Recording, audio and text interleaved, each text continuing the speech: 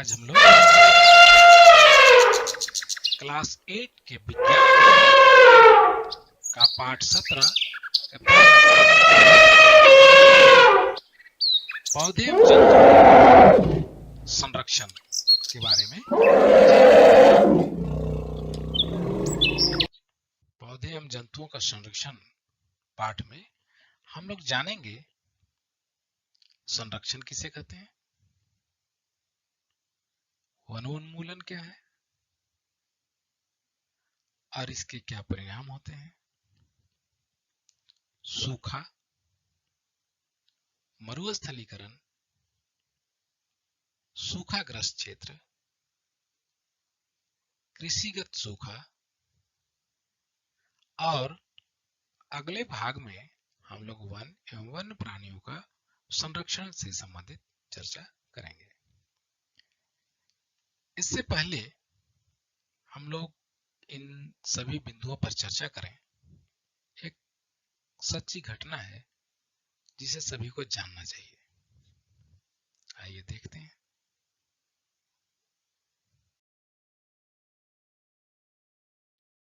आप सभी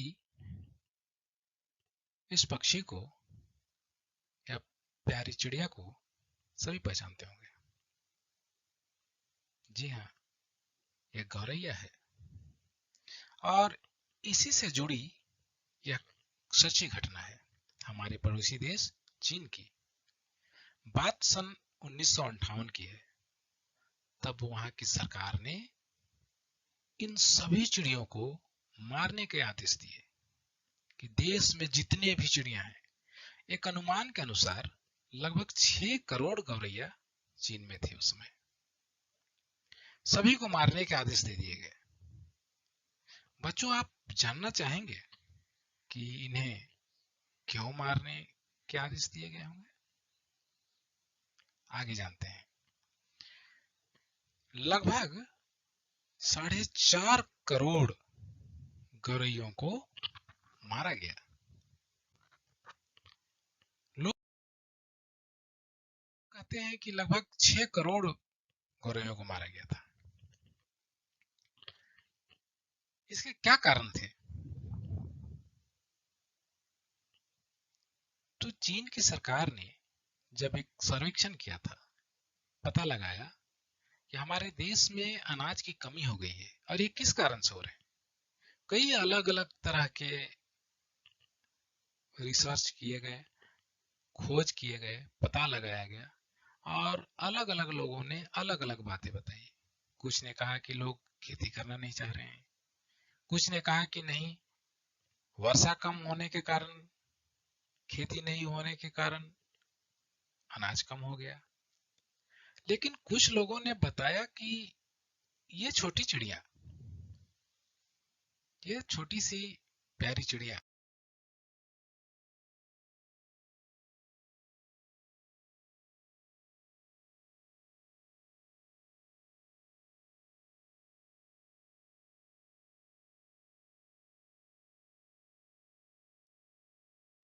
गौरैया, ये एक साल में 4 किलो 500 ग्राम, 4.5 किलो भी कहते हैं, अनाज एक साल में खा जाती है। तो अनुमान लगाएगा कि अगर ये 6 करोड़ चिड़िया हैं तो 25 करोड़ किलो तो खा ही जाएंगे, उससे अधिक खाएंगे। तो हुआ क्या कि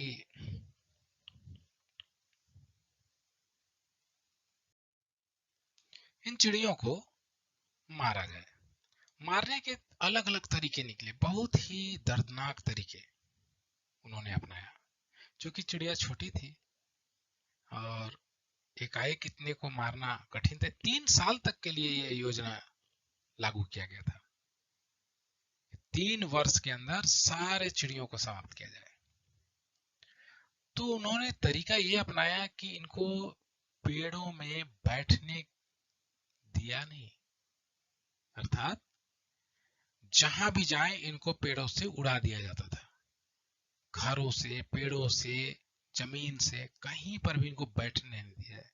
या अर्थात इनको आसमान में ही उड़ते रहने के लिए विवश किया गया।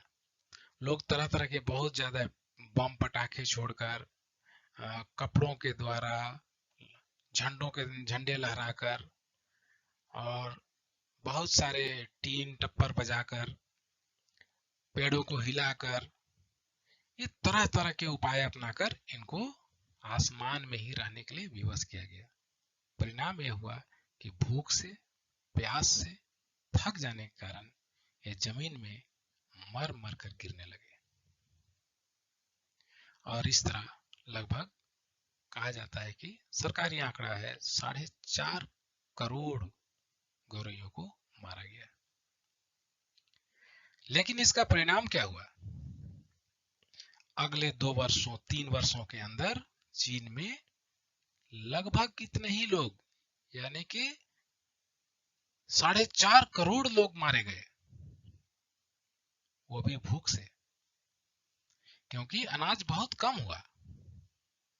और इसका एकमात्र कारण इनका नहीं रहना था। क्या करते थे ये?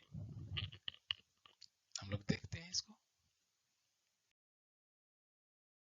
देखिए इसे, इसके मुंह में क्या है?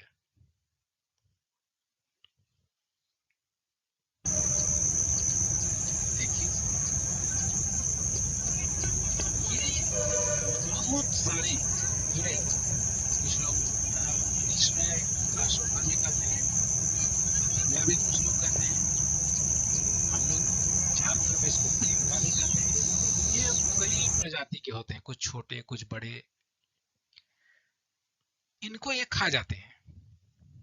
और गौरैया के नहीं रहने से इनकी संख्या इतना अधिक बढ़ गई कि ये पूरे एकड़ों एकड़ फसल को चट कर गए। जब बहुत सारे कीड़े बढ़ गए और फसल नहीं हुआ तो अनाज कम उत्पादन हुआ, जिसके कारण भूख से लोग मर गए।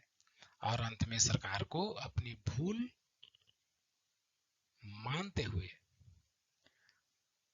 इसको फिर से अपने देश में बसाने के लिए रूस से गौरैया मंगाया गया। तो बच्चों, ये कहानी हमने इसलिए बताई कि ये जानना जरूरी है कि इनकी भूमिका क्या है। हमें लगता है, मैं कल भी कुछ बच्चों से बात कर रहा था क्लास 8 के, कि अगर तुम्हारे आसपास कौन कौन से जीव हैं, कौन कौन से पक्षी हैं, तो उन्होंने बताया कि कौवा है, मैना है, गौरैया है। बोला अगर सभी को मार दिया जाए तो क्या होगा? सभी बच्चे एक साथ बोलते हैं कि कुछ नहीं होगा, हमको देखने के लिए नहीं मिलेगा। कुछ का जवाब था कि हमें देखने नहीं मिलेगा, लेकिन उससे हमारे जीवन में कोई अंतर नहीं आएगा। लेकिन आपने जाना कि हमारे जीवन में इनका क्या महत्व है। इनकी उपस्थिति मानव जीवन के लिए आवश्यक है। तो हम लोग आगे देखेंगे, जिसकी चर्चा हमने की थी कि ये संरक्षण क्या है। मान लीजिए कि आपके पास पालतू पशु है या पक्षी है जिसे आप पाले हैं, तो उसको आप देखते हैं कि कोई इसको हानि तो ना पहुंचाए, या हम किसी भी चीज का सुरक्षा करते हैं। आप सुरक्षा कर्मी का नाम सुने होंगे, देखे भी होंगे। उनका काम है सुरक्षा प्रदान करना।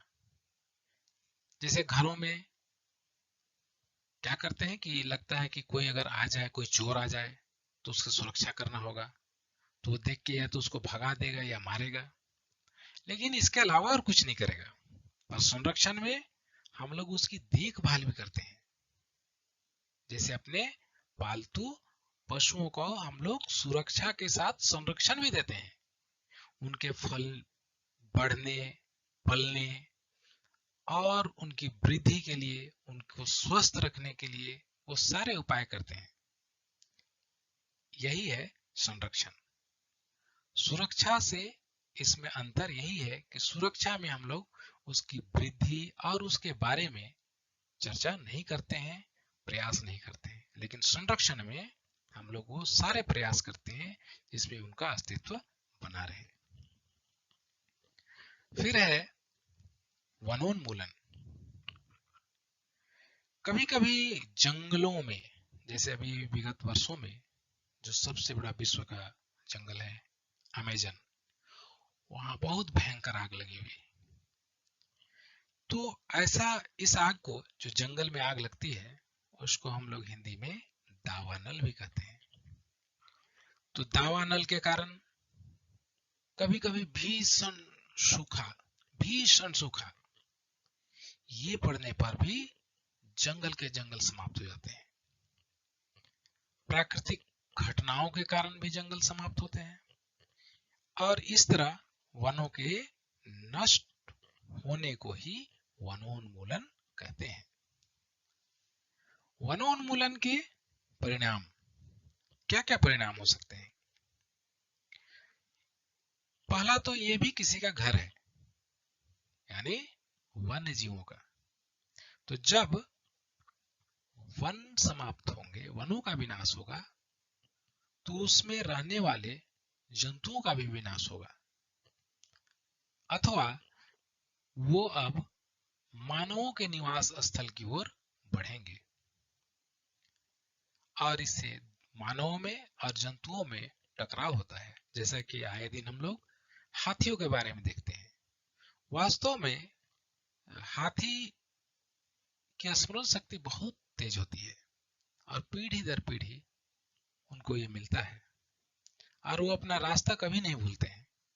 तो जिस रास्ते से कभी उनके पूर्वज गए होंगे, उसी रास्ते से वो लोग आना जाना करते हैं। एलिफेंट कॉरिडोर के नाम से भी जानते हैं उस रास्ते को। तो हम लोग उनके रास्तों में अगर घर बना लेंगे, गांव बसा लेंगे, तो इसमें उनकी गलती नहीं है, ये हमारी गलती है। हम जंगलों की ओर घुस रहे हैं, हाथी हमारे घरों में नहीं घुस रहे हैं। हमने अतिक्रमण किया है, मानवों ने वनों का उन्मूलन करके अतिक्रमण किया है, जिसका परिणाम है आए दिन जंगली जानवरों का अपने गांव में कई तरह के परेशानी खड़ी करते हैं। इसके अलावा पृथ्वी का ताप बढ़ जाएगा, प्रदूषण का स्तर बिगड़ेगा। बिगड़ेगा का मतलब है कि बढ़ जाएगा। जो भौम जल, जैसे जमीन के नीचे जो जल है, उसका स्तर नीचे जाएगा, और सारांश में अगर कहें तो प्राकृतिक संतुलन बिगड़ेगा। इसके परिणाम में और भी कई हैं, जैसे कि भूमि की उर्वरता शक्ति में कमी आएगी, बाढ़ और सूखे जैसे प्राकृतिक आपदाओं की संभावनाएं भी बढ़ जाती है। प्रकाश संश्लेषण की क्रिया में भी पौधों का बहुत बड़ा योगदान होता है। प्रकाश संश्लेषण पौधों में ही होता है, और ये इसके लिए कार्बन डाइऑक्साइड का उपयोग करते हैं। तो कम वृक्ष तो कम कार्बन डाइऑक्साइड का अवशोषण, और इससे वायुमंडल में इस कार्बन डाइऑक्साइड गैस की मात्रा बढ़ जाएगी, जिसके कारण जब सूर्य से पृथ्वी की ओर सूर्य की किरणें आती हैं, और फिर जब परावर्तित होती हैं, तो पूरी तरह से परावर्तित नहीं हो पाती, उनको यह गैस अवशोषित कर लेता है, जिसके कारण पृथ्वी का तापमान बढ़ जाता है। इसे ग्लोबल वार्मिंग, विश्व उष्णन या विश्व तापन भी कहते हैं।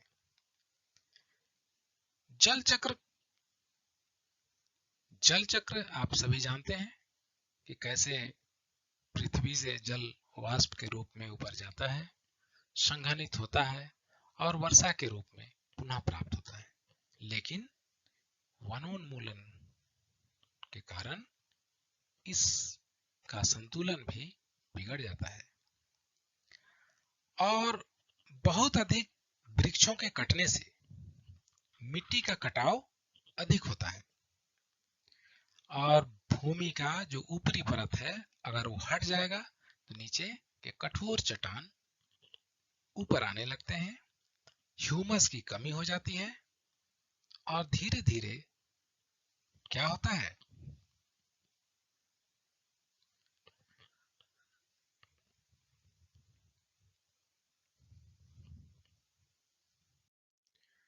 सूखा पड़ता है, मरुस्थलीकरण भी होता है। बहुत अधिक दिनों तक सूखा होने पर वह भूमि मरुस्थल के रूप में, मरुस्थल यानी कि वहां पर कोई भी पेड़ पौधे नहीं उगते हैं, मरुस्थलीकरण हो जाता है।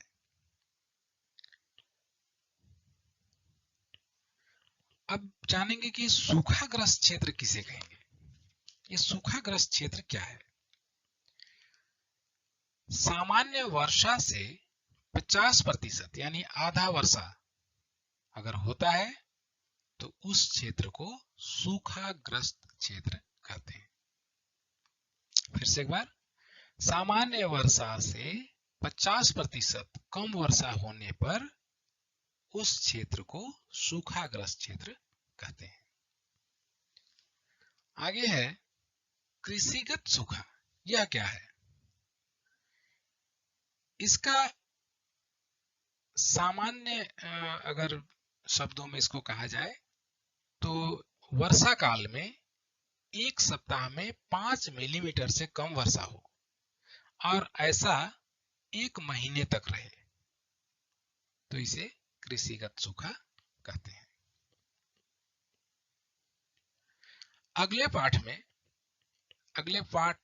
इस पाठ के अगले भाग में हम लोग वन एवं वन्य प्राणियों का संरक्षण के बारे में जानेंगे और उसमें हम लोग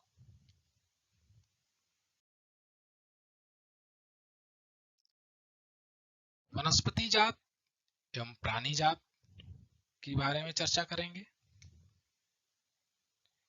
चिड़ियाघर के बारे में चर्चा करेंगे, वन्य प्राणी अभयारण्य किसे कहते हैं, राष्ट्रीय उद्यान के बारे में चर्चा करेंगे, संकटापन्न वन्य जीव, कौन कौन से ऐसे वन्य जीव हैं जो संकट में हैं यानी जो लुप्त हो रहे हैं, उसके बारे में चर्चा करेंगे। पारितंत्र क्या है, किसे कहते हैं पारितंत्र, विज्ञान की भाषा में समझेंगे। रेड डेटा बुक, ये रेड डेटा बुक क्या है, आप इसके बारे में जानेंगे तो बहुत ही आश्चर्य में पड़ेंगे और इसमें आपको रुचि बढ़ जाएगी वन्य जीवों को या अन्य जीवों को संरक्षित करने के लिए, उनको बनाए रखने के लिए। और फिर हम लोग अंत में पुनर्वन रोपण के बारे में जानेंगे। कुछ वन्य जीव जो कई प्रकार के वन्य जीव हैं उनकी भूमिका के बारे में जानेंगे। इसके अलावा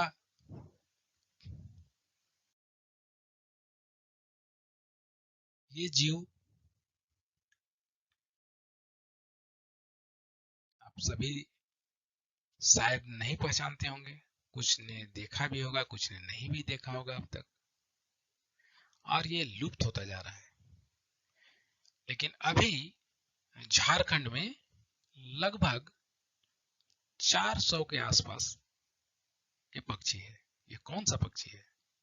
हमारे झारखंड में इसे अभी केवल हजारीबाग, कोडरमा और खूंटी में ही देखा जा रहा है। इसके बारे में भी अगले भाग में चर्चा करेंगे। तो आज के लिए इतना ही। Thank you.